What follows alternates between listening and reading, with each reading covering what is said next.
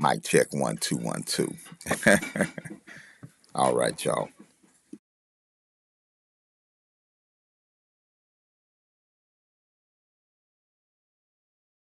So easy to see. All right then. All right. All is to protect it. You have hair that you can put in all kinds of shapes. Beautiful afro puffs, braids, locks, afros. Is that something to be ashamed of?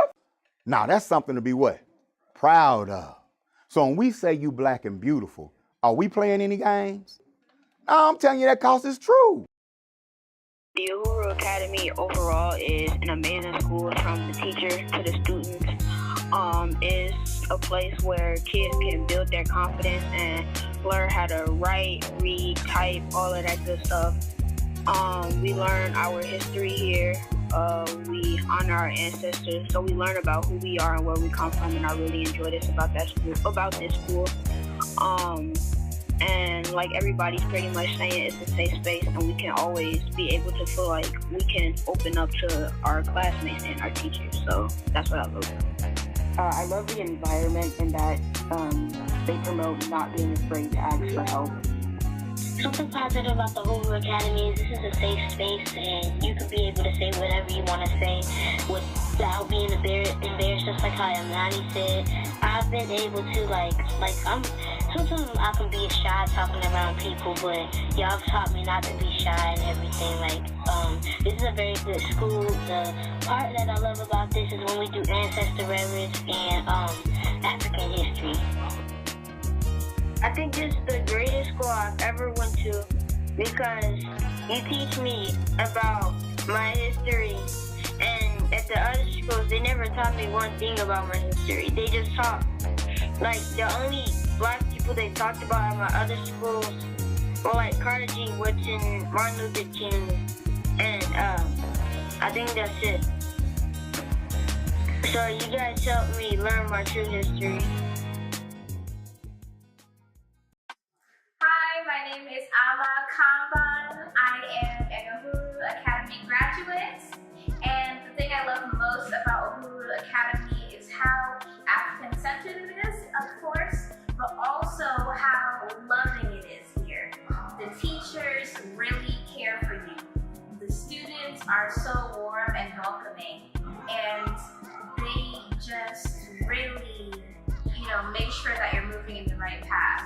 And they really look at you as a person. They care about your experiences. They care about what you want to do. And they help you find your path in life. So if you want to come to the Uhuru Academy, know that you will be walking into a space where you are educating yourself with family.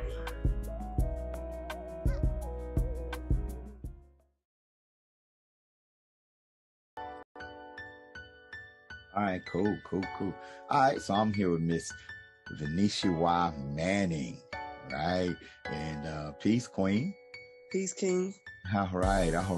And Venetia Y, you're one of our earliest graduates. So you got referred to our Operation Reconnect program where you came in and took the academic test, passed that, Yeah, I took that. I didn't know what I was doing. I just knew I wanted better.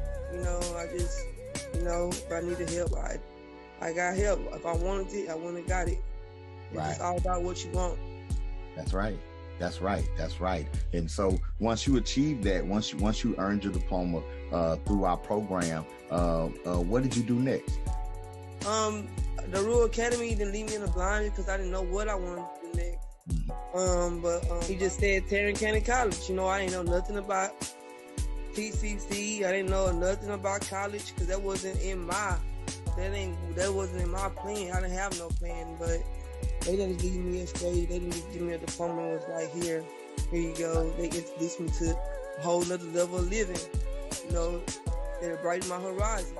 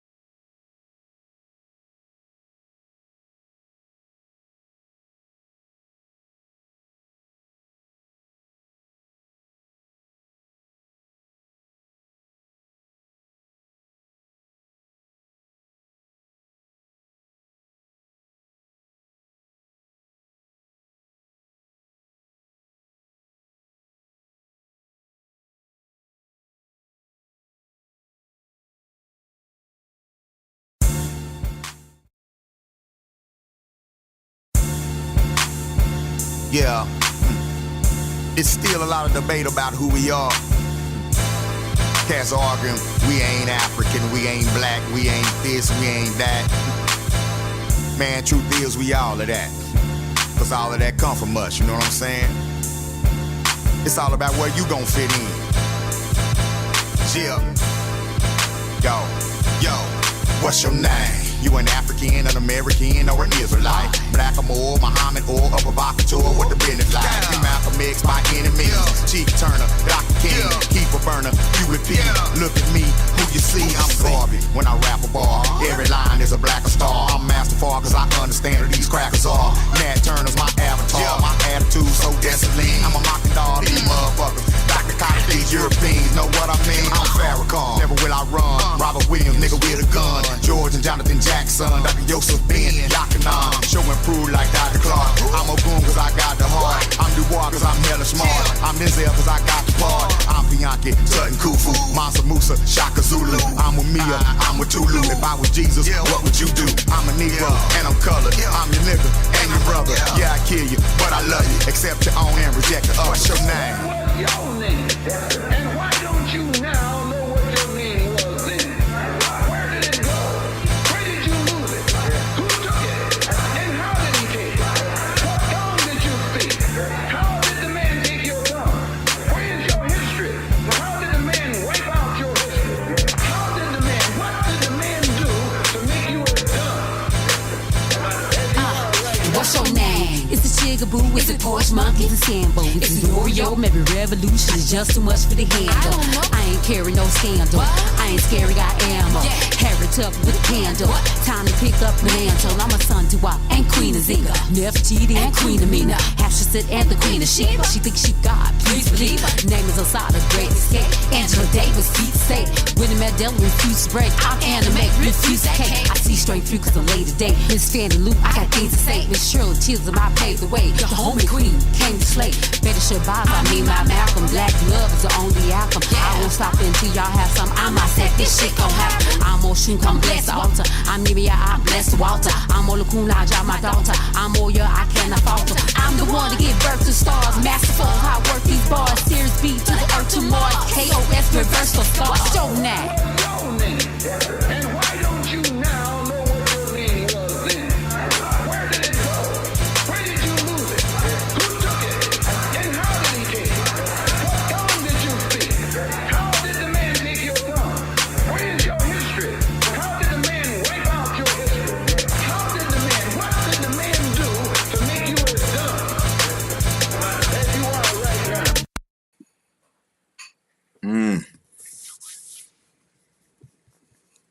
Peace and power, y'all. It's your brother, Dr. Baba, Ojuwoke.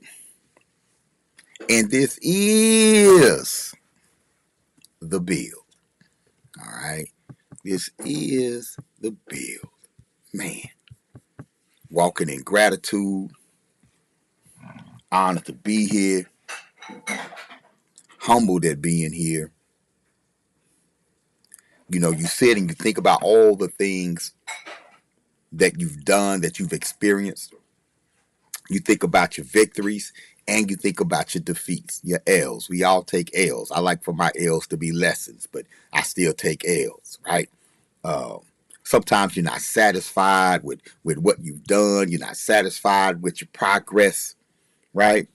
And you just get to thinking about it. You think about your legacy. You think about where it is that you're headed, where you want to go, you know, especially if you've taken an unconventional way, you know, towards that, you know, especially when, like, we're all unique. All of our paths are unique, right?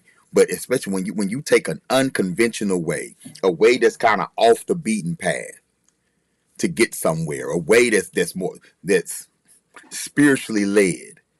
When people are looking at you like, man, do you want to make that decision? Is that what you want to dedicate your life to? Is that what you want to do? And you make that decision to do it. You make that decision to do it against conventional wisdom because you have something in your gut. You have something in your spirit, right? That's telling you this is the path that you're here to walk. Right? And you have to have such a measure of confidence. You have to have an amazing measure of confidence to walk the unbeaten path. You have to have an amazing amount of faith to walk an unbeaten path, or to walk a path that people look at and say, nah, that's a waste of time. Walk a path where people say, nah, you could be doing something better with your time, and you could be making so much more money. You could be doing so much more with your time. Why go that way? You can have your cake and eat it too. There are ways where you can get paid good and still help some. Why go that way? Some may call it irresponsible. They say your wife and your children, they deserve better. They deserve better than having to be with you while you chase your dream, or you chase your vision, or while you're out here trying to build something and manifest something, or lead or serve others.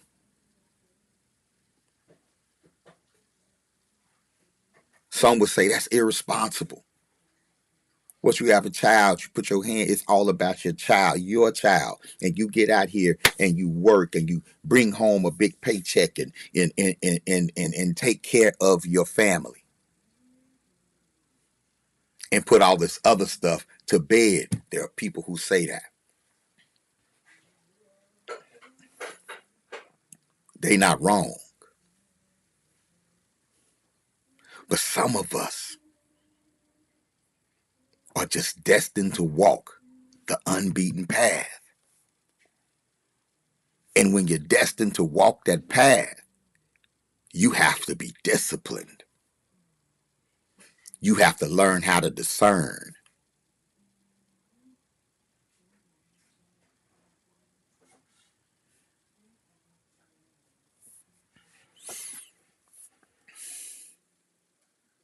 I've walked the unbeaten path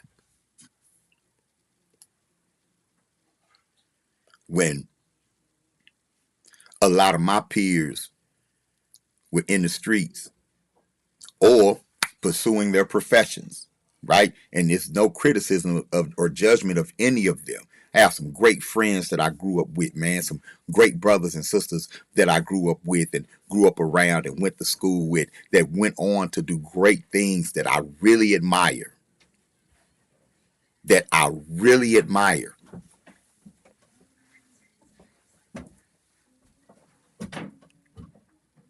I was expected to be in that group, that college educated group. I was slated to be a part of that. I was slated to go on and be one of our professionals, right? I wanted to be an engineer. Engineering was what I was looking at when I went into college. Being intelligent enough to get through college, that wasn't even a thought. We knew that was going to happen. That part, the academic part, wasn't worried about that at all when I got to school.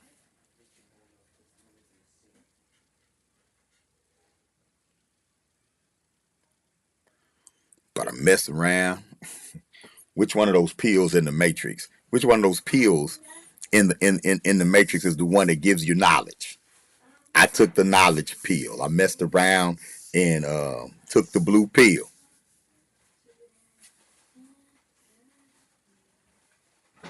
Thanks to a brother by the name of Dr. A.J. Stovall.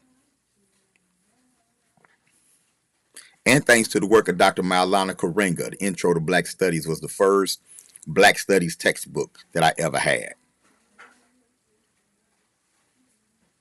Now I'm in school and I'm taking 3 math classes at one time, at the same time. I'm taking linear algebra, statistics, and what was the third? I want to say pre-calculus at the same time, and doing well. pulling an A in all of them. It was one class that gave me problems my first semester in school. Oh, well, I took the red pill, Melanation. Thank you for telling me. I forgot. It was one class that gave me trouble the first semester I was in college. Intro to Black Studies. I'm black as the ace of spades. But man, that brother, I thought I was going to go in there and learn some Martin Luther King and some Abiba Toomey. I thought I was going to go in that class and hear the listen to the I Have a Dream speech, talk a little bit about Harriet Tubman, and give me an A. Well, I'm in linear algebra, statistics, making A's. I'm in Black Studies, rocking an F by midterm.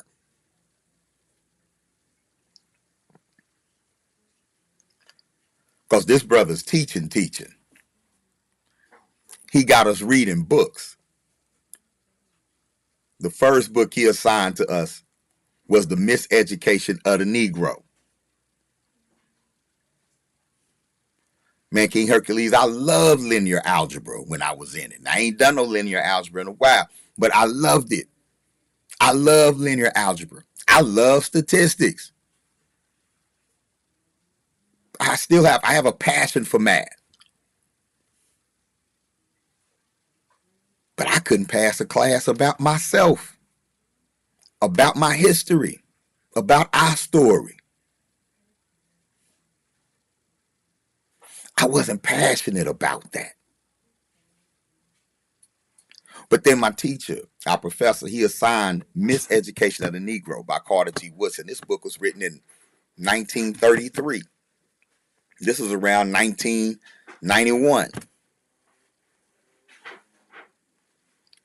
I'm struggling at midterm because I'm not reading the books. He also assigned the autobiography of Malcolm X. Man, I had no idea who Malcolm X was when I got to college. And shout out to Wiley College.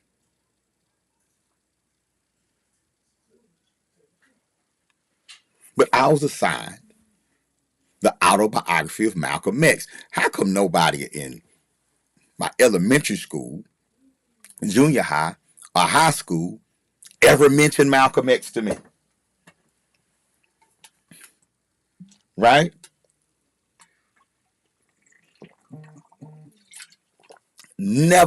Had no idea who Malcolm was.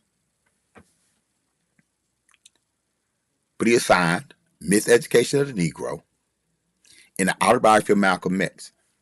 I'm not reading the book, so I'm flunking the class. So I said, okay, I have to read these two books. The first one I dove into was The Miseducation of the Negro. Now, it reads like a scholarly work, right? So that was kind of challenging for me, right? But the subject matter was so interesting, the whole title, what is miseducation? What does he mean, the miseducation of the Negro? What is this? So curiosity got me in there. And when I started studying it and reading it and saying, wait a minute, this man is actually saying that black folk who are getting educated or inside of educational institutions, our professionals, what I'm slated to be, are actually being miseducated. Oh, he wasn't just talking about poor black folks and black folks in the hood and things like that. Oh, he's talking about our teachers, our principals, our politicians, our social workers. He's saying that they're being systemically miseducated. In 1933, he's saying this. And he's warning that if we don't learn who we are and make sure that learning who we are is a part of the curriculum from down here to up here, that in years to come, that miseducation will start to bear fruit. And you'll have leaders that are disconnected from the black community. You have leaders serving the interests of those who would exploit the black community. And you'll have a black masses that will be on autopilot. He said this in 1933. He said you'll have a population of black people, of Negroes, that you don't have to tell to go on the back door. They'll go to the back door themselves. And if there is no back door, they'll carve one open. He predicted the self-hatred. He predicted the low self-esteem. In 1931, I said 33 earlier, 1931, the miseducation of the Negro, Dr. Carter G. Woodson. That immediately got me analyzing my path. Because at the same time, our neighborhood was going under. So I'm having some friends who's embracing the streets. Next thing you know, gang banging is doing what it do. The crack epidemic is reaching its zenith.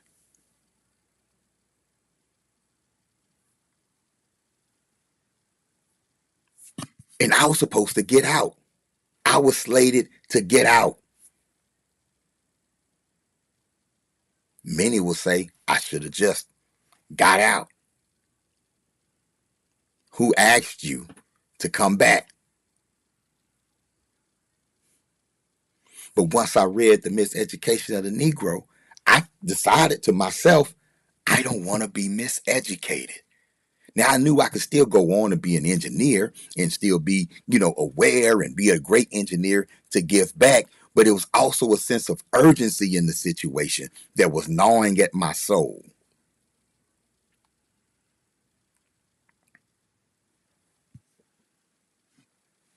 Right? There was an urgency with what was going on that was gnawing at my soul. And for some reason, I just felt it. And I just wanted to get engaged. My soul, my spirit wanted to get involved, wanted to get engaged.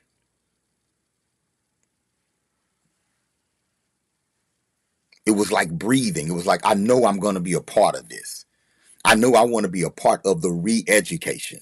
As soon as I read The Miseducation, I knew I wanted to be a part of re-education.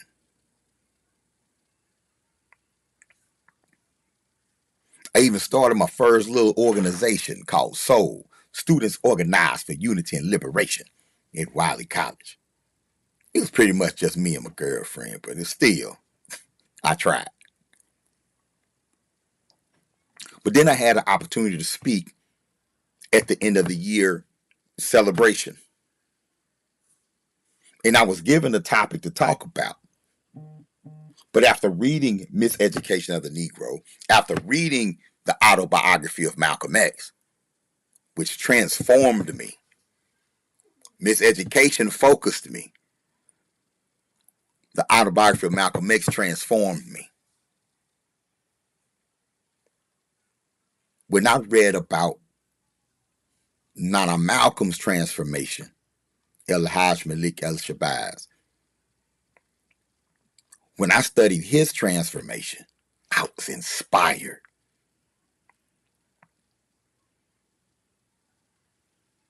I was inspired.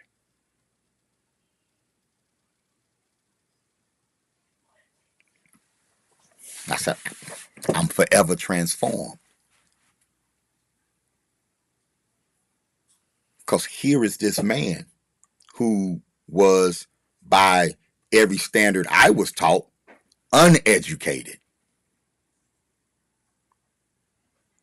Now think about this. I'm in college to get educated. I read The Miseducation of the Negro and realize if I'm not careful, I could be miseducated.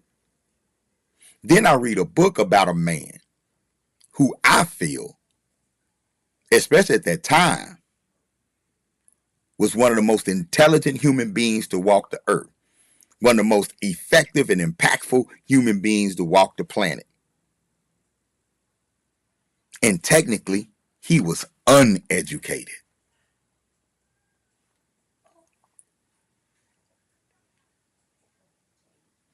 And it showed me that when you match knowledge of self, when you match a perspective, a black perspective, African-centered perspective, whatever you want to call it, when you attach a perspective like that to what you know and what you're learning,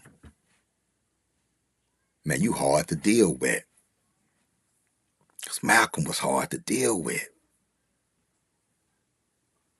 He debated on Ivy League campuses.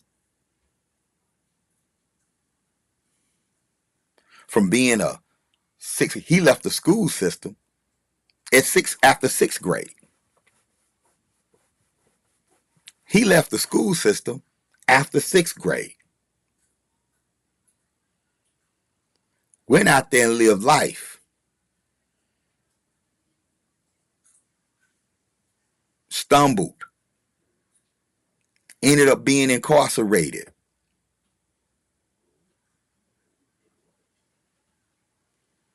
And that was the first time he ever did any real serious reading and studying.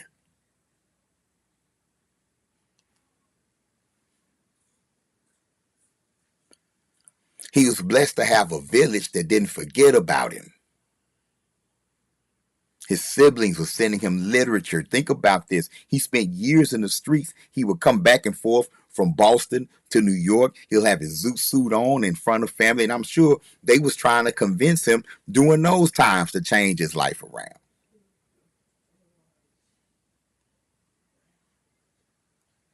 Right? I believe one of his big brother's name is Filbert or Herbert.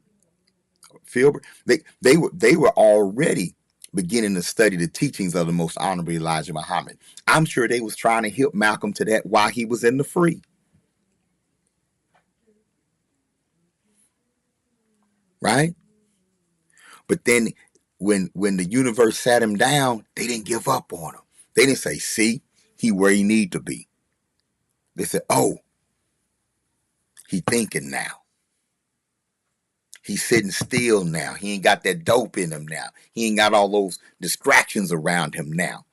We're going to turn that prison into a school, which is what the Most Honorable Elijah Muhammad's program was all about, and many other black organizations and programs was all about. Once you get the brothers behind the wall, they sitting down. It's time to teach. Let's build schools. Turn the prison into a school. Into a place where brothers and sisters can transform if they're willing. At first, Malcolm, like a lot of people, thought that, the whole Muslim thing was just a way of getting out. It was a way of, it was a hustle, a way to get free.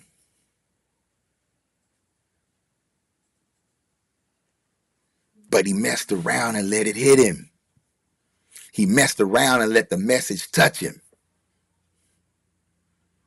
Y'all know how I feel when a message touches you? Do y'all know how it feels, right? When something hits you so hard that it sparks a transformation inside of you?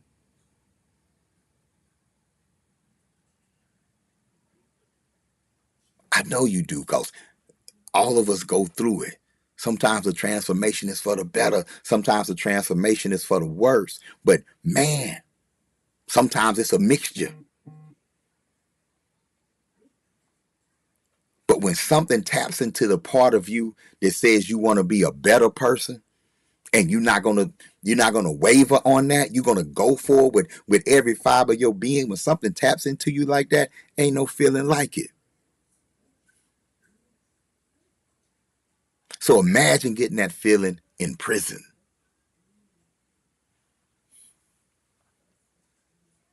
Imagine getting that feeling behind the wall, and then all of a sudden, even though you in jail, you feel like something has set you free. Your mind is set free. Malcolm read the dictionary from cover to cover. What kind of conviction makes you do that? What type of motivation make you sit up and do that? But what does that symbolize?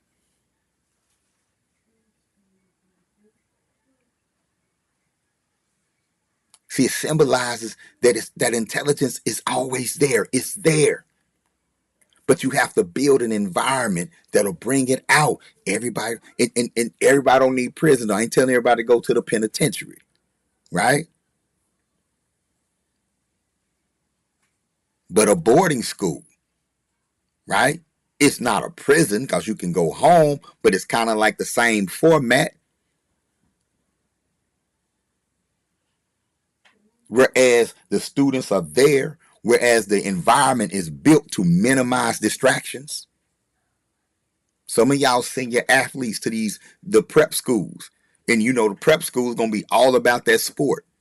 And anything outside of allowing your child to focus on that skill, there's soccer academies out there, basketball academies out there, anything, there's going to be some academics, but the primary focus is going to be that sport. The extracurricular is going to be that sport. And they're building an environment that will allow, right, their students to focus on that sport, developing those skills.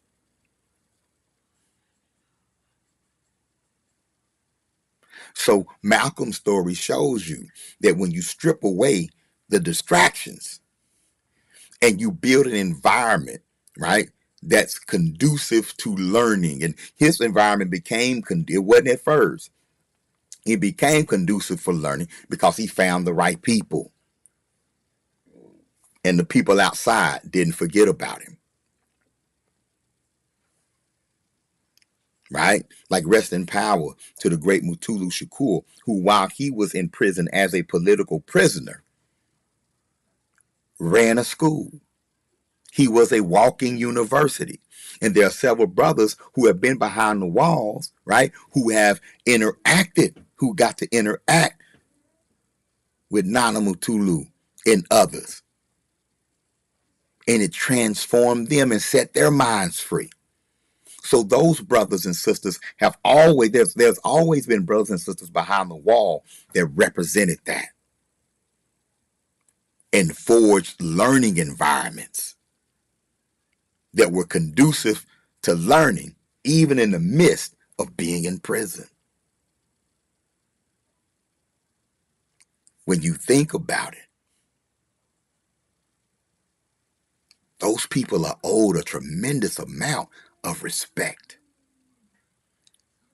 Because you're dealing with your own torment, your own issue of being away from your family, being away from the people that you love. But even in the midst of that, there's something inside of you, right, that compels you to serve others who are in the same condition as you. You're not lashing out to harm them. You're transforming yourself and you're helping them transform themselves. And you committed to it. Regardless of the conditions that you had them type of people on the plantation. That's how our stories were preserved. That even in the midst of being enslaved, there were those who were imbued with an indomitable spirit to still provide learning and love environments, to carve out pieces of freedom, pieces of uhuru, even in the midst of enslavement. And it prepared them for freedom, for eventual freedom. Every generation was raised up, getting prepared for freedom. Don't forget who you are. Come on, man. Those teachers deserve a tremendous amount of respect. But by our metrics, we'd call them uneducated. So when I looked at Malcolm, I said, shit, I don't want to be miseducated. I want to be uneducated like him. I want to be uneducated. In other words, I want to undo. I want to undo the misinformation that's been fed to me. Uneducate me.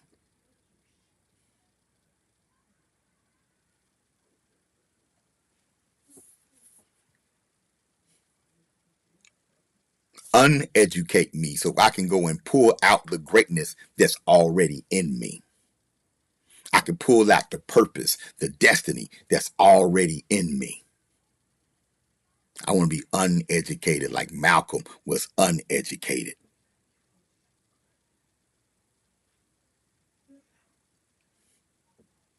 Once he was uneducated, he began his walk. He began his walk in the NOI as a minister, as a transformer and lover of his people, an uplifter of his people. He began that walk. He began that mission to transform others. He was dedicated to that mission, so dedicated that he modified his whole life around it.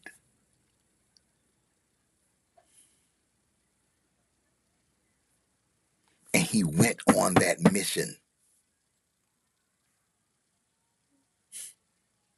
Come on, man.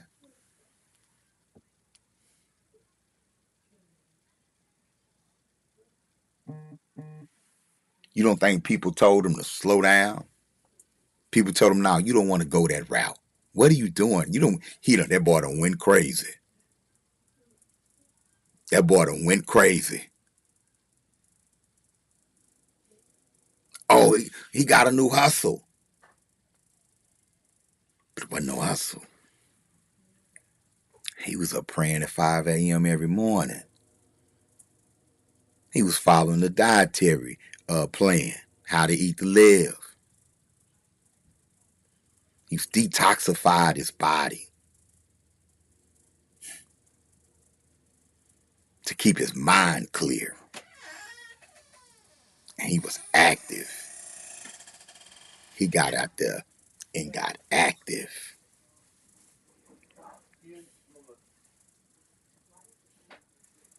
That's divinity.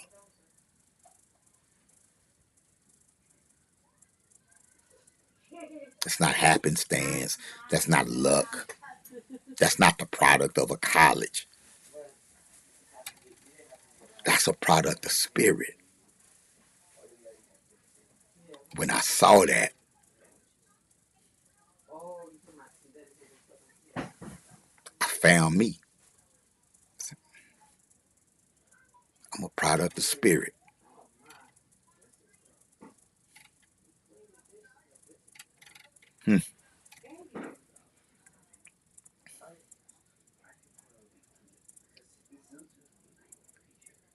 And the transformation began.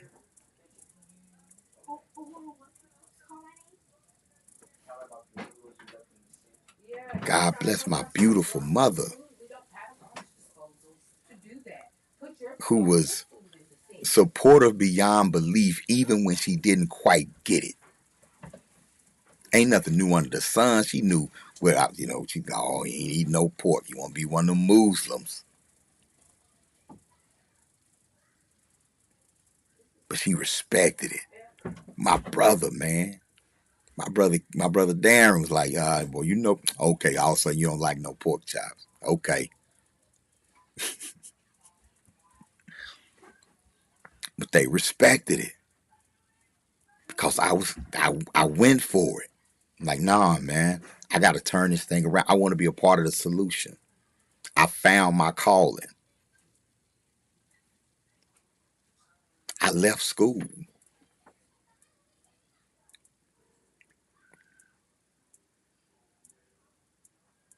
I had to figure this thing out. I no longer desired to be an electrical engineer. So I knew I was going to engineer something. To engineer something just means you design it. You bring it forth. You tinker with it. You work on it. You engineer it. You oversee the process of its creation. You engineer it.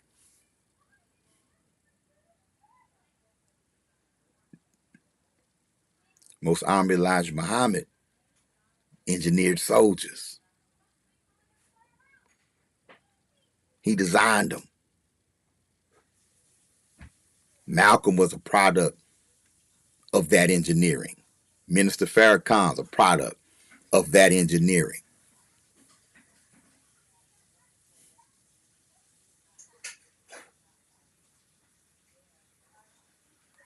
For a large part of me is a product of that engineering.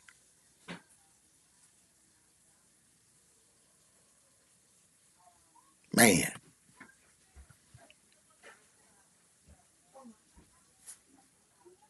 So what is school? What is education? Some of y'all might say, well, yeah, but Malcolm got assassinated. Well, name somebody who lived that did not transition one day, that didn't die from something.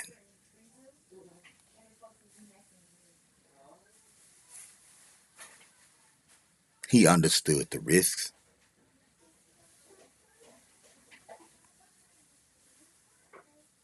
And there's so many lessons to be learned by studying his life. See, I didn't gloss over the end of the book.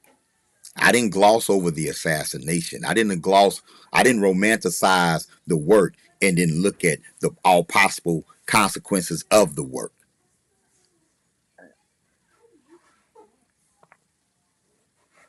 But some of y'all out there, you got some things that say, this is what I'm going to do till I get into the casket. Some people going to sing until you put them in the casket.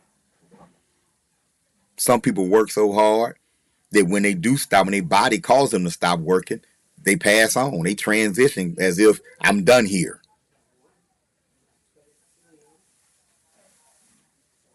Some people, when you love what you do, you know, you might get hit by a bus one day. A comet might hit the earth one day. Anything might happen one day. You might get assaulted by somebody else one day. But when you walking in your purpose, you're like, I'll take what come with it.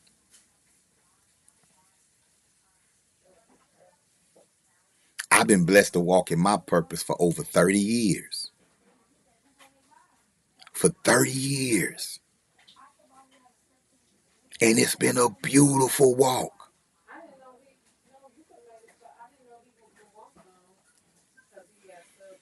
I walk in gratitude that I'm here, number one. And I'm happy I'm here because I get to be around my children.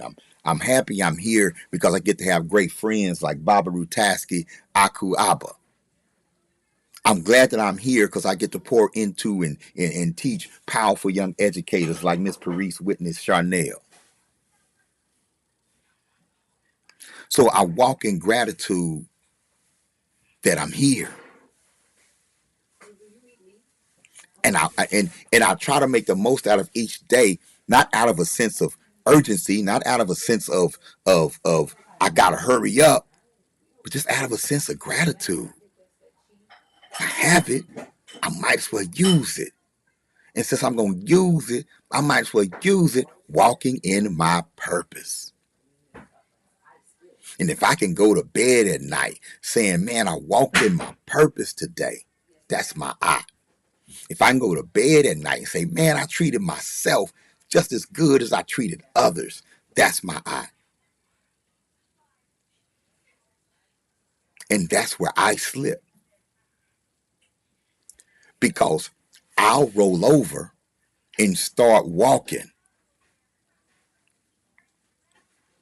But the first thing I need to do when I wake up is sit still.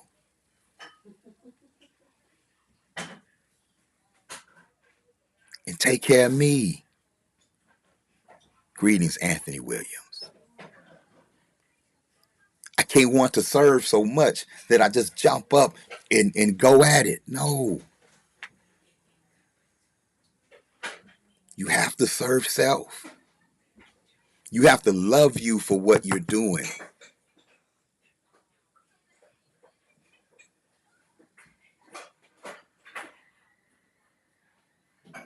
So many people have sacrificed for me so I can stay on this journey. My family. I remember coming home one day and we used to have the Last Supper over the table. you know. I come home one day and mama done put up the black Last Supper. She done put up the black Jesus. And I just remember being proud. I think I was about 19, 20. And I remember being proud because I'm not saying my mama didn't know, but I just know that I helped bring that vibe into the household. And that meant a lot to me. Without preaching. Like I wasn't saying, y'all, mama, we need to do this. Mama, no, we would have conversations every now and then. And I think I may have talked about biblically, you know, about Jesus being black or something like that. But time had passed. It just something spurred her. Maybe she just saw the picture and it hit her different because of some of the conversations she'd been having with me. So maybe she saw the picture and it hit her different. She say, "No, I'm finna put that on the wall." We never had another white Jesus on the wall in our house since.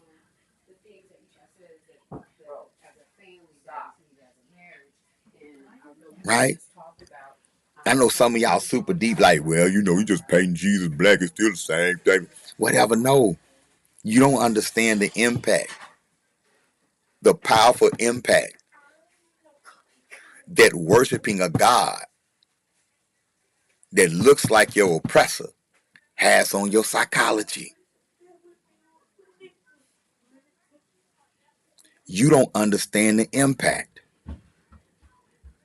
Like, we don't have a Asian Jesus. That's not an Asian Jesus that everybody got on the wall.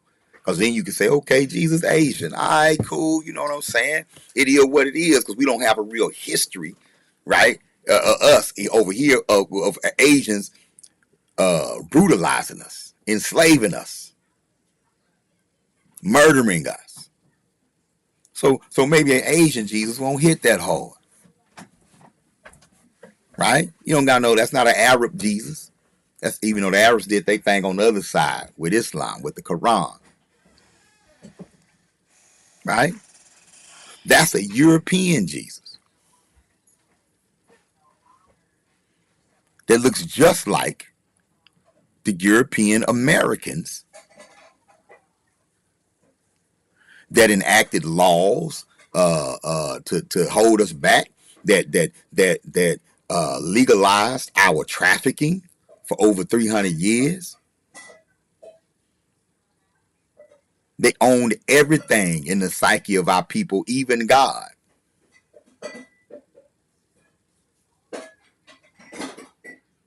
And while through the greatness of our ancestors and the spiritual strength and power of our ancestors, they were able to delineate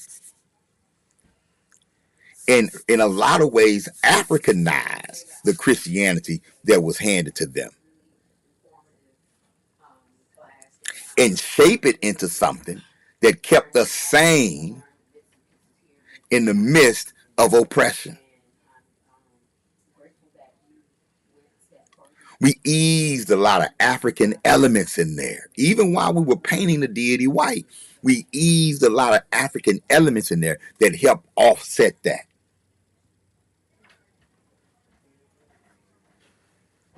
And it was enough to get us through. It was enough to even put us in a place spiritually where we could wait. But we can kind of wait on freedom. It put us in a space where we said, okay, but you know what? We're going to build our spaces inside the belly of this beast. And if this beast would just deal fairly with us, everything would be okay. As long as they don't get jealous of Rosewood, as long as they don't get jealous of Black Wall Street, jealous of Boley, Oklahoma, jealous of Eatonville, Florida, jealous of Mount Bayou, Mississippi, as long as they do good business, we're out their hair.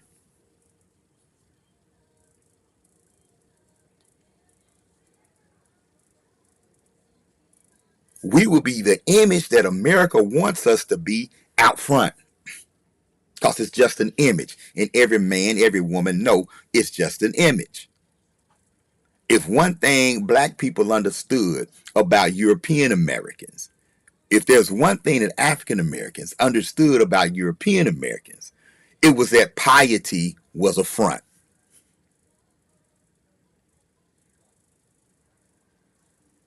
They understood that piety and fairness and freedom was an image, not a reality. Black people understood that the Declaration of Independence was a front. That was an image document. They understood that because our ancestors watched the European Americans preach freedom and then turn around and practice slavery. They witnessed Europeans who went to church and prayed and cried every Sunday. They would also show up at the lynching of an innocent black man or black woman or black child and eat and celebrate. They understood that you could lie, that somebody with power could lie to this group and tell this poor group that a black man raped a white woman, and that this poor group, out of their own frustration, out of their own insecurities caused by the rich people of that group. But they knew that they could gaslight that group, and that group was going to act, that group was going to go pull you out that jailhouse, that group was going to go burn down your community, and that would satisfy that group for a little while the rich group continues to exploit them. And then the rich group swoops in and grabs up the land that the poor group just chased the Africans off of. Our ancestors witnessed that, so they knew. Come on, man. That's who we come from. They knew, they adapted. That's why I don't diss when I talk about Jesus being painted white, that sort of thing. I'm not saying that to put down our ancestors. I'm not saying that.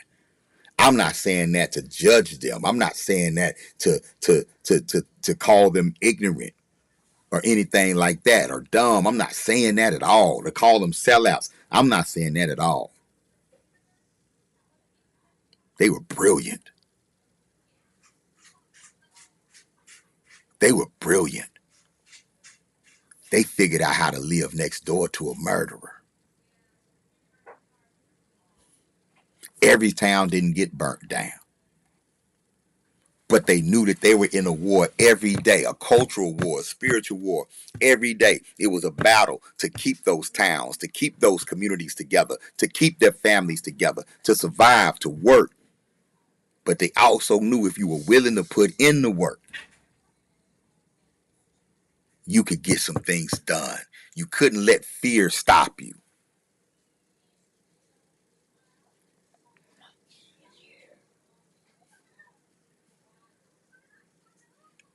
Man, it's like growing a garden and your fence is made out of fire.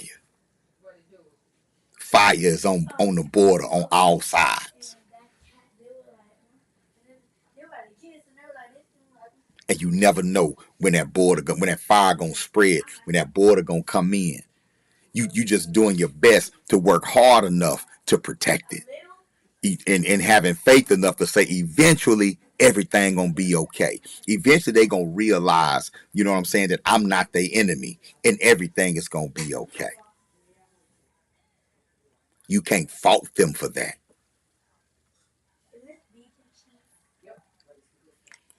But it takes two sides to have peace.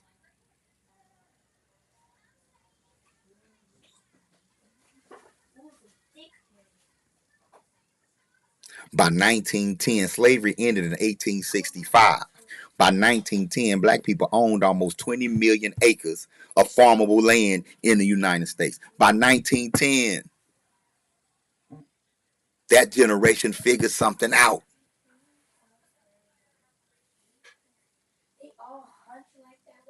Oh, and they had their secret societies too. White Jesus was still on the wall, but the black God was at the lodge.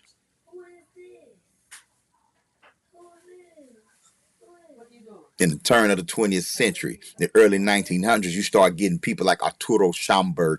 That's why When the folks talk about tethers, all that kind of stuff, man. No, this is part of why I'm a Pan-Africanist, right? Because I benefit from Pan-Africanism. We all have, right? You have people like Arturo Schomburg coming into New York from Puerto Rico on a mission to teach his people our history. That's not saying that we didn't have some that were born here doing the same thing we did, but Arturo Schomburg, he was one of those who walked the unbeaten path.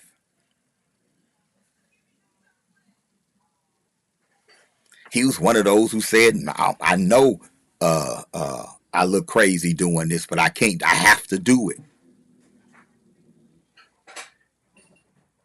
And he worked for impact, not income.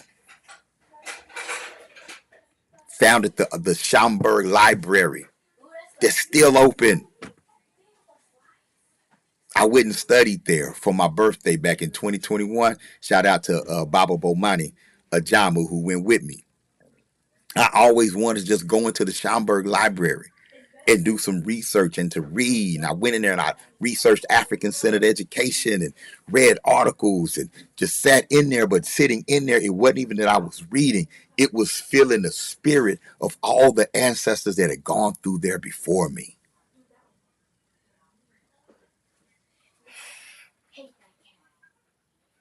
Every African-centered educator must go.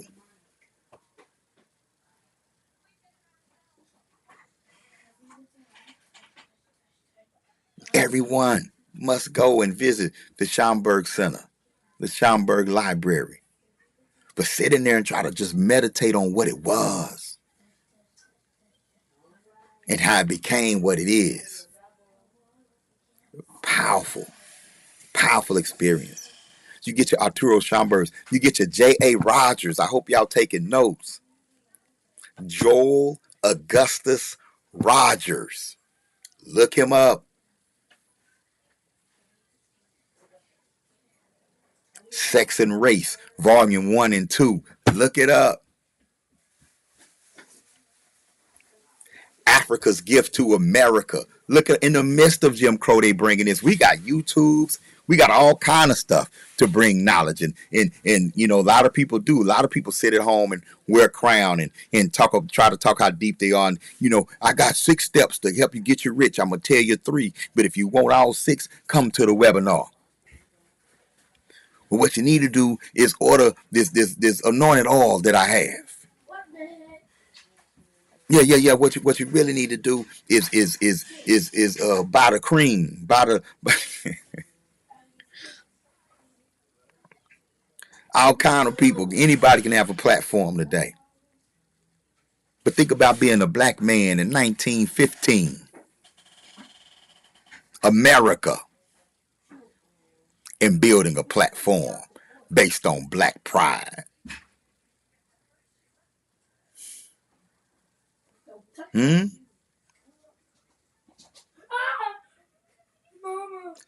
don't know, Anthony.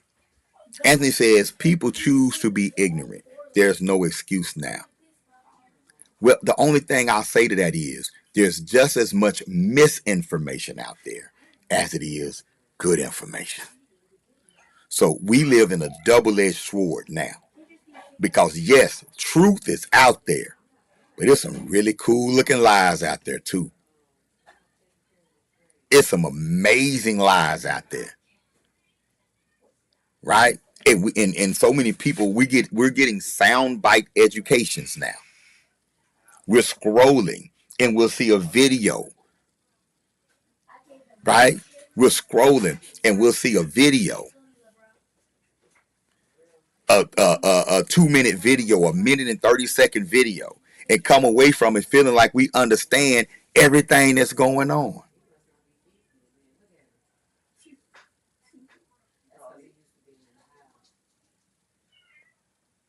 Right? But imagine being Joel Augustus Rogers in the early 1900s, and it's on your spirit to teach us who we are. You can't just get on a laptop and give your opinion. and tell people to follow you, and if they like what they heard, hit the Cash App and send you electronic money. He ain't had that. How you gonna write a book called Africa's Gift to America? You born in Jamaica during that time. You can't just go to school, get a degree, get you a ticket, and go to Africa. Joel Augustus Rogers used to stow away on ships to get to the continent. You know how risky that is? He would take jobs, menial jobs, like as a servant guy, you know what I'm saying? And get on these archaeological digs and things like that. And nobody knows he's smarter than the white archaeologist that's running the dig. That's a movie. That's a series. They ain't there saying, "Oh, look at the Nefertiti," you know, and great. It must have been Mesopotamian and European, and it only looks dark because of the condensation. And they come up with all kind of excuse while them statues black. And J.A. Rogers like, yeah, that statue black because she black. Yeah, this art is dark because they was dark. And I'm gonna go write about it. But I can't tell nobody I'm with that that's what I'm doing. Yeah, be that dude. Build your platform like that. Then to get back to the States, document what you saw, and then find black publishers to release the books. And you transforming the way people think with your work impact. Man. Yeah, y'all ain't gonna forget about him while I live. Imagine being Carter G. Woodson. And you trying to come up with ways. And this is the man who wrote The Miseducation of the Negro. Reason why it's one of my favorite books. Oh, so yeah, King Hercules, you know about J.A. Wright. Go revisit that. Look, one of my favorite books of all time, and maybe my number one as far as a book that's fiction but full of history, From Superman to Man by J.A. Rogers. That book also shaped me. Shout out to my J, now Ricky Clark, who introduced me to From Superman to Man. Gave me my first copy. From Superman to Man is a classic that must be in everybody's library. Matter of fact, you know what? We're going to read that in school. My high schoolers are going to read From Superman to Man by J.A. Rogers.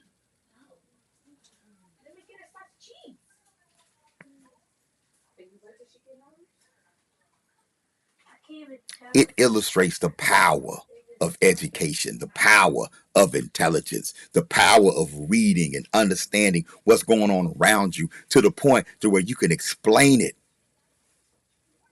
You can explain it to someone opposite you that has animosity built in towards you. But you know your information so well that they can't hate you for telling them.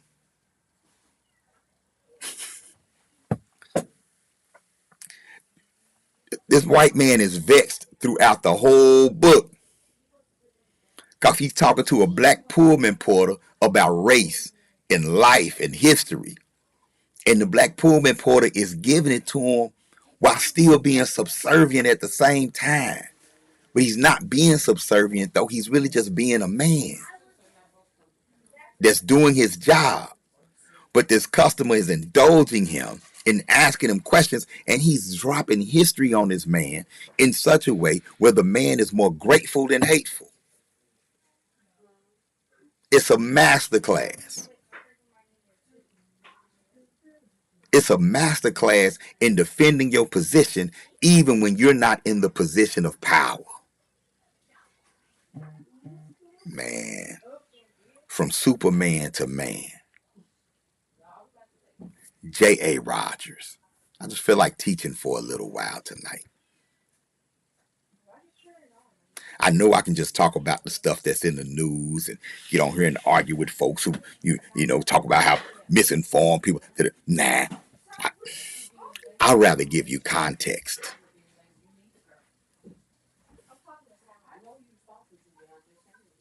The present is linked to the past. And miseducation been going on a long time. If not, Carter G. Woodson wouldn't have written The Miseducation of the Negro. And he wouldn't have created Negro History Week, which became Black History Month. Many of us believe that Black History Month, and it's something that Negro leaders did in the 70s or after civil rights, or the government said, okay, we'll celebrate black folks in February. But that's not it. Black folks created Negro History Week and Black History Month. And it was being celebrated before the government, decades before the government even recognized it. And the government only recognized it to regulate it. Man, y'all better leave me alone.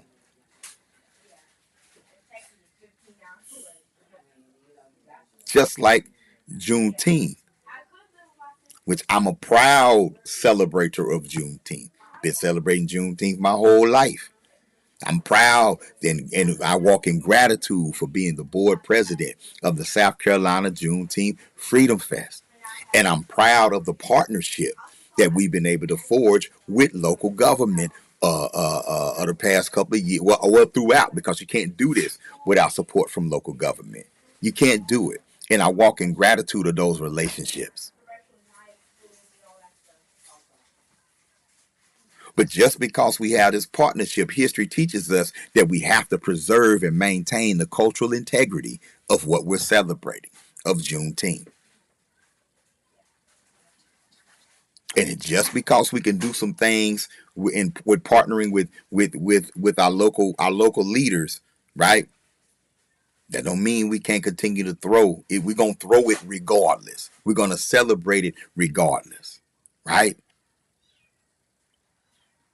Well, Carter G. Woodson started Negro History Week back in the early 1900s.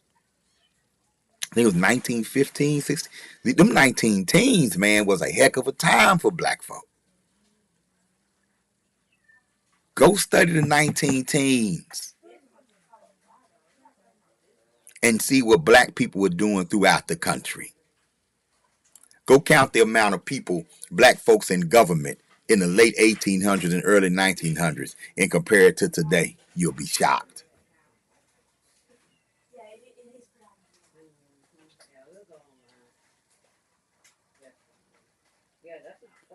Carter G. Woodson created Negro History Week and traveled. He wasn't a rich man by no means. He worked jobs, odd jobs, side jobs, worked at schools and did what he had to do, right? Not to mention that he was born to enslaved parents or formerly enslaved parents. He was born free right after emancipation. Didn't go to high school till he hit his 20s, because by the time he hit 13, he had to go work in the coal mine. Because black people graduated from slavery to extreme poverty. Man, y'all don't get it, man. That's why I just be watching people like, no, we need to be this. We're indigenous this. We're this. And I'm just watching. I'm like, find your path. All I want to know is, does that make you a good neighbor? I've chosen my path. Find yours. And all I want to know is, what kind of neighbor does that make you? What are you going to build around that? How has that transformed you? How much wisdom has that afforded you? What you studying? How has that impacted your life? How has it impacted the life of the people around you? That's what I'm curious about. Oh, Baba, I done figured it out now. I know who we are. I know who I am. I'm glad you know. I'm glad you got a feeling about it. Stop calling calling us black. Don't say this. Don't say that. What do we say? Go say that. And then you can lead us by example. And if you put a powerful enough example out there, you ain't got to yell at people and tell them what they're not. They're going to look at your example and it's going to resonate in their spirit. They're going to say, I'm that. Malcolm didn't just join the nation because he read something. He read Message to the Black Man and it made sense. He witnessed the transformation in others. He saw brothers clean themselves up and stop cussing and stop drinking and stop doing drugs and praying every day and studying and being content with it. He felt that discipline. He got out and he saw black men respecting black women, respecting their beauty, learning how to talk to them. I learned how to talk to women when I was in the nation. I mean, I knew another way to talk to women, but I learned how to speak to women, to really have a conversation with a woman while I was in the Nation of Islam. How my spirit is comfortable doing it. Right? So I'm trying to let y'all know there's nuance to everything. No, you're not just a black Hebrew. What is that? What does that mean? What type of person is that? Are you saying that I found something that's inspired me enough to recommit myself to loving myself? Lead by example. But getting on Twitter yelling at people don't look like self-love. Going back and forth don't look like self-love. If you're not going back and forth, say, look, boom, we just built another school. Look, boom, we just bought another 50 acres. Look, boom, we're having our conference here at our own building. Look, boom. If that's not your back and forth, what we doing? You ain't got time to argue with nobody. You supposed to be building around what you believe. That's the fun part.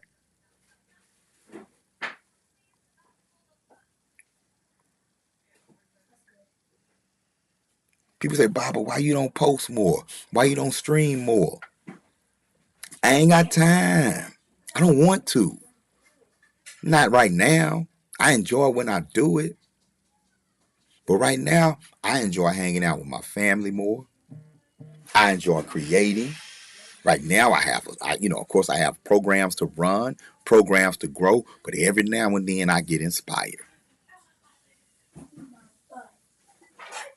I'm also determined to express myself from my core values, not from the core values that get clicks and views.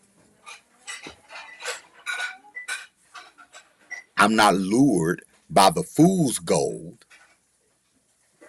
of being viral. I'm not here for attention. I'm here for intention. And I wanted to give y'all just a little more insight about who I am, what I believe. Again, I'm not perfect, and I've made mistakes along the way. I've had so much tunnel vision that it's taken the people I love to take care of some of my basic needs. Shout out to my beautiful wife. She'll tell you. Shout out to my sister, Dr. Stacy Parker. She'll tell you.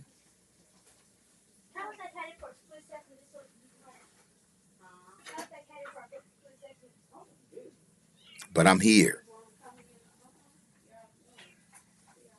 And I'm walking in my destiny as best I can. I want to encourage you to do the same. I want you to understand that learning who we are and where you come from, not just the popular history, but learning your history, your ancestors, your bloodline, your genealogy. If you don't know, I encourage you to study it. Someone has to be the family historian. Don't let the names of your ancestors die. Don't let their stories go away. You need those stories. Those are your textbooks for life. Because you got your granddaddy's attitude. You got to figure out how he got through this thing, the mistakes he made. so you can see his mistakes and his victories and not repeat the mistakes, but learn from the mistakes and the victories. I hope I'm making sense.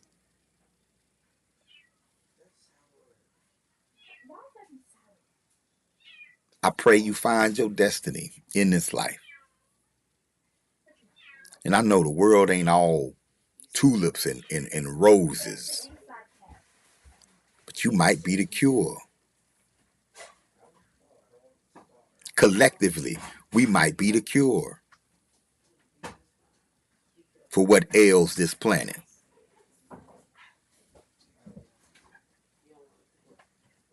But how do we know? If we allow other people to tell us who we are and why we're here.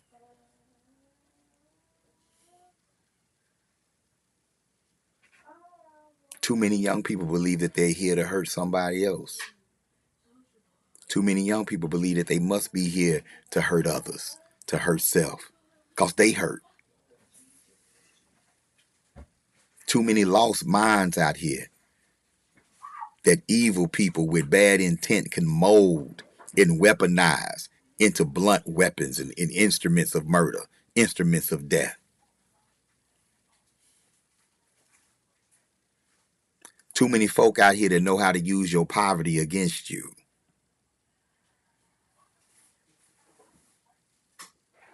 Too many people out here that know how to tap into your suffering and exploit you because they know you're just looking for love. They know you're just looking for family, and you're willing to do anything to get it. Too many people out here don't know that poverty's not an accident, that poverty's a system.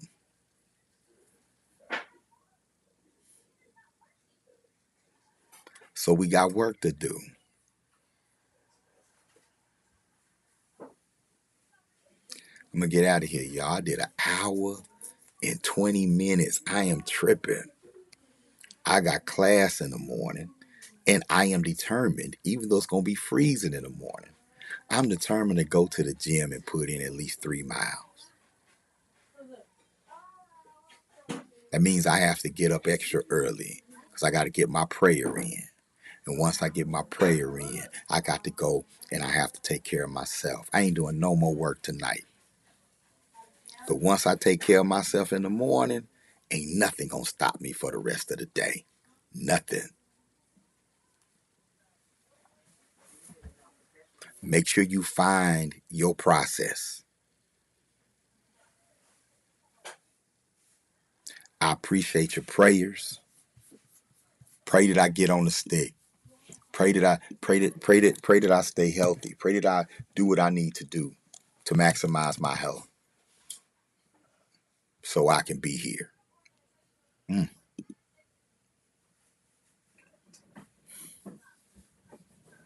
right, look like the universe want me to go too. I do want to do something before I go though. I do want to do something before I go. I pray that the family does not mind.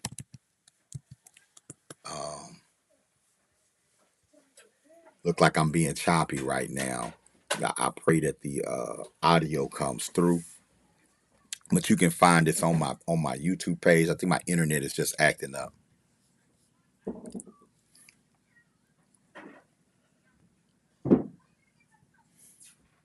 We recently lost a really good brother in Fort Worth. Somebody I watched grow up, married to a beautiful sister who I absolutely watched grow up. Matter of fact, I married them. Is internet messed up? No. Okay, let me go from this. What I got going on over here, y'all?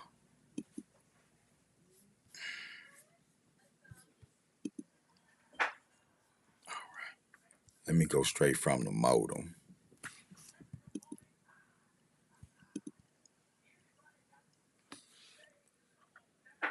Let me go straight from the modem.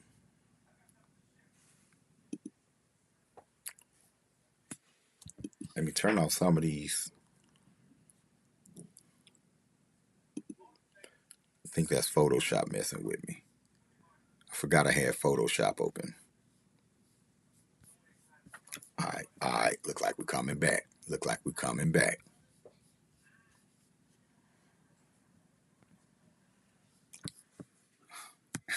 And they say he riding the bike in the morning. That's what I'm talking about, black man. Let's hold each other accountable.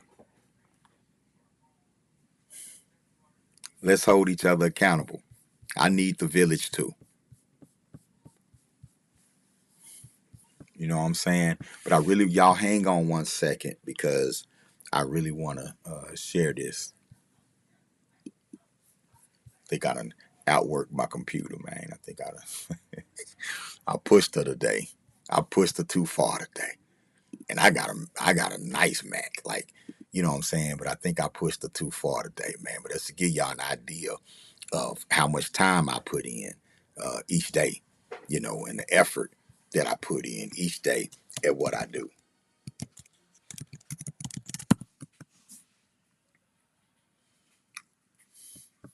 I believe in this work. I believe in this mission. That's why I don't see nobody. That's why y'all don't see me arguing, because I already know what my mission is. I know what the belief system that works for me is, and that's where I'm at, right? That's where I'm at. I had a clip to go viral not too long ago, and a couple of people in the comments, because the clip was like, "You black and beautiful." I'm talking to children in Phoenix, Arizona. We were commemorating the free breakfast program for the Black Panther Party. Shout out to the Grassroots Bookstore in Phoenix, Arizona, the only black bookstore in the state of Arizona, right? My brother Matthew, I lead a whole team there. Shout out to them. They had me come out and be the keynote for their commemoration of the Black Panther Free Breakfast Program. And I was talking to the babies about, you know, how beautiful they are naturally. And there's a little clip in my speech where I talk about natural hair and everything you can do with natural hair, and how that's the original black crown, right? And I created a clip from it, and the clip has gone viral. The clip is like at 39K, 40K views or whatever right now, which is really cool. I didn't expect that though. I just use it to advertise me coming in to speak to the youth, right? Matter of fact, you can book Baba Amin to come in. Black History Month is coming, and you can't find a better guest to come in and get your children hype and proud about Black history than me. All right. And so those who want Black History Month to be more transformative, positive, fun, you want a Black History Month a presentation or event that's going to tap into the transformative aspect of your students to make them want to read more, to make them want to do math more, right? To make them want to respect each other and respect themselves more, then you want to bring me in. You definitely want to bring me in. Shout out to Katherine Johnson Academy. About 2 years ago, Sean Gales brought me down there for Kwanzaa. Excellent. And you know, they actually use Uhuru Academy curriculum in their classroom as well, right? But bring me in. I would love to come in and do a Black History workshop or presentation with your students or with the children at your church. Right. So definitely, you know, holler at me. Right. Matter of fact, I'll play the clip. Right. But it's funny that I had people in the comments, most comments were very positive. Right. Right. But I had a few, like one lady came in and said, "Stop telling them that they're black. They're indigenous." Right. And I'm like, is that, you know, I understand that's just what you got from that, because that's the phase that you're in. Right? You believe that calling them something different is what's going to make them something different. No, you can call them indigenous, but what's most important is that you're showing them what that is and how that transforms you. See, because I'm going to call them black in a way to make them call themselves black, because they're going to see how proud I am of it. Right? But they're also going to know that there are core values that come with this. You don't just walk around with it. Right? And I'm perfectly fine having a neighbor, because the indigenous person, you're going to believe in the golden rule just like me, right? You believe in building strong indigenous families, right? You'd rather live next door to a real Black Power person than a fake indigenous person. I'd rather live next door to a real Black Hebrew than a fake RBG or Pan-African or EFI person. Right? So you got to think about that. But this is the clip, y'all. All is to protect it. You have hair that you can put in all kinds of shapes, beautiful. Is that something to be ashamed of? No, that's something to be what? Proud of. So when we say you Black and beautiful, are we playing any games? No, I'm telling you that cause it's true. Simple, right? Black history should build confidence. Our story should build character, right? Our story should make our children feel better about themselves when they leave the room than how they felt when they came in the room. I'm a master at teaching it that way. That's the secret sauce at the Uhuru Academy, right? So just putting that out there. Paris, you hung in there with me the whole time. That's what I'm talking about. We got to get some rest. We got to be in class in the morning. I got to go, y'all. I got to take care of some business and get ready for tomorrow. I'm going to get up in the morning, y'all. I done said it. I've said it in the video. And I ain't trying to have nobody message me, Baba, did you go to the gym? And I got to say, nah, I don't like to do that. All right. So I'm going to get out of here. I love you. I don't mind telling you this has been the Bill with Baba Mean. Share it. Peace. Yeah. It's still a lot of debate about who we are. Cats arguing we ain't African, we ain't Black, we ain't this. Hold up. Let me go out the right way. If I'm going to play that, y'all got to see it. Y'all can't just hear it. Hold up. Let me do this. Let me do this. Oops. That ain't what I was trying to do. See, I asked you to do a live on why Blacks in America are so ashamed of being associated with Africans. Well, remember Anthony Williams. It was a time when you call somebody Black in America and African, they'll want to fight you, right? And so I applaud the work of those leaders who came through that helped us identify with Africa or re-identify with Africa. And now there's a push, right? But the push is just capitalizing on a miseducation that's already there. But I'll definitely break that down for you because that's not a new condition. That's a continuation of a condition that's been here since Dr. Carter G. Woodson wrote The Miseducation of the Negro. Ain't nothing changed, right? Right? Ain't nothing changed. We just living in a time for sound bites. You know what I'm saying? And so this sound bite education makes us think that something just now happened. And because the sound bite does not provide context. Hope I'm making sense. The soundbite does not provide context. So we forget the history of a thing, right? But Africans, Black people in America, have been running from being African since slavery. Okay? Since they found out that the more white you are, the better you got treated. Wasn't nobody, you know what I'm saying? Wasn't nobody sitting up in the 17, 1800s talking about why they didn't come get me. They didn't have the capacity to come get you. And they knew that their people fought like hell for them before they left. And yeah, they had some sellouts. Everybody do. But you don't characterize your group by the sellouts, do you? And that don't justify anything. There was Jews that helped Hitler. But anyway, as you see, I'm already prepared for that conversation. All right. But yo, I'm out of here, y'all. Peace.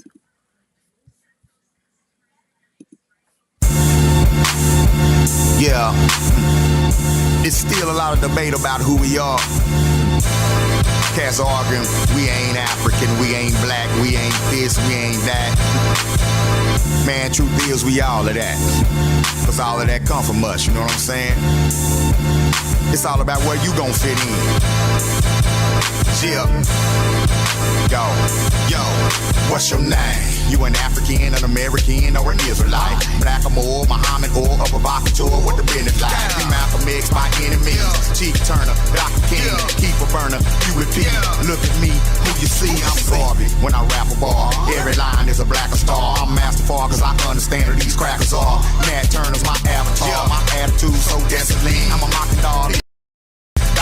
These Europeans know what I mean. I'm Farrakhan, never will I run. Robert Williams with a gun. George and Jonathan Jackson, Dr. Joseph Ben, Yakanan. Show and prove like Dr. Clark. I'm a goon cause I got the heart. I'm Dubois cause I'm hella smart. I'm Denzel cause I got the part. I'm Bianchi, Sutton Khufu, Mansa Musa, Shaka Zulu. I'm with Mia, I'm with Tulu. If I was Jesus, what would you do? I'm a Negro and I'm colored. I'm your brother, yeah, I kill you, but I love you. Accept your own and reject the other. What's your name? What's your name?